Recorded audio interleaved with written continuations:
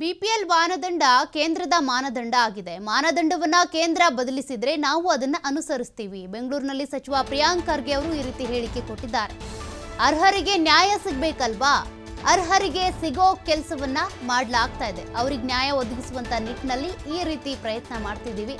ಬಡವರ ದುಡ್ಡು ಬಡವರಿಗೆ ಹೋಗುತ್ತೆ ಅಂತ ಸಚಿವ ಪ್ರಿಯಾಂಕ್ ಖರ್ಗೆ ಅವರು ಮಾತನಾಡಿದ್ದಾರೆ.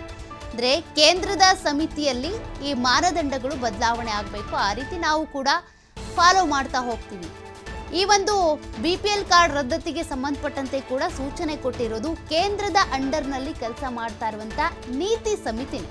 ಅಂದ್ರೆ ಕರ್ನಾಟಕದಲ್ಲಿ ಬಿಪಿಎಲ್ ಕಾರ್ಡುದಾರರು 80% ಜನ ಇದ್ದಾರೆ ಅಂತ ಕೇಂದ್ರದಿಂದನೇ ಬಂದಿರುವಂತ ಮಾಹಿತಿ. ಅದರ ಆಧಾರದ ಮೇಲೆನೆ ಸರ್ಕಾರ ಈ ರೀತಿ ಸರ್ಜರಿ ಮಾಡೋದಕ್ಕೆ ಟ್ರೈ ಮಾಡ್ತಾ ಇದೆ.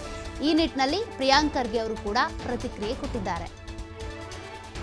ಬಿಪಿಎಲ್ ಕಾರ್ಡ್ ಮಾನದಂಡಗಳು ಯಾರು ತೀರ್ಮಾನ ಮಾಡ್ತಾರೆ?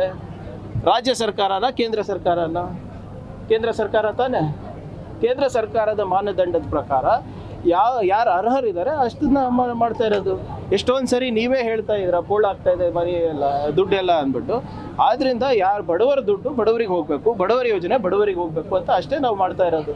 ಈ ಮಾನದಂಡಗಳೇನಾದರೂ ಚೇಂಜ್ ಮಾಡಬೇಕು, ಬದಲಾವಣೆ ಮಾಡಬೇಕು ಅಂದರೆ ಮೋದಿ ಅವ್ರು ಮಾಡಲಿ, ನಾವು ಮಾಡ್ತೀವಿ. ಅವ್ರು ಏನು ಕೊಡ್ತಾರೆ ಸೆಂಟ್ರಲ್ ಗೌರ್ಮೆಂಟ್ ಅದನ್ನು ನಾವು ಅಳವಡಿಸ್ಕೊತೀವಿ. ನಾವು ಇದರಲ್ಲಿ ಬಿಪಿಎಲ್ ಕಾರ್ಡ್ ಮಾನದಂಡಗಳು ಯಾರು ತೀರ್ಮಾನ ಮಾಡ್ತಾರೆ?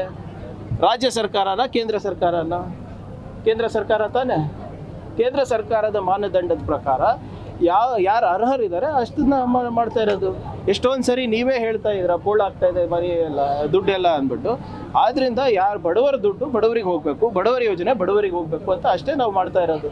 ಈ ಮಾನದಂಡಗಳೇನಾದರೂ ಚೇಂಜ್ ಮಾಡಬೇಕು, ಬದಲಾವಣೆ ಮಾಡಬೇಕು ಅಂದರೆ ಮೋದಿ ಅವ್ರು ಮಾಡಲಿ, ನಾವು ಮಾಡ್ತೀವಿ. ಅವ್ರು ಏನು ಕೊಡ್ತಾರೆ ಸೆಂಟ್ರಲ್ ಗೌರ್ಮೆಂಟ್ ಅದನ್ನು ನಾವು ಅಳವಡಿಸ್ಕೊತೀವಿ. ನಾವು ಇದರಲ್ಲಿ ಬಿಪಿಎಲ್ ಕಾರ್ಡ್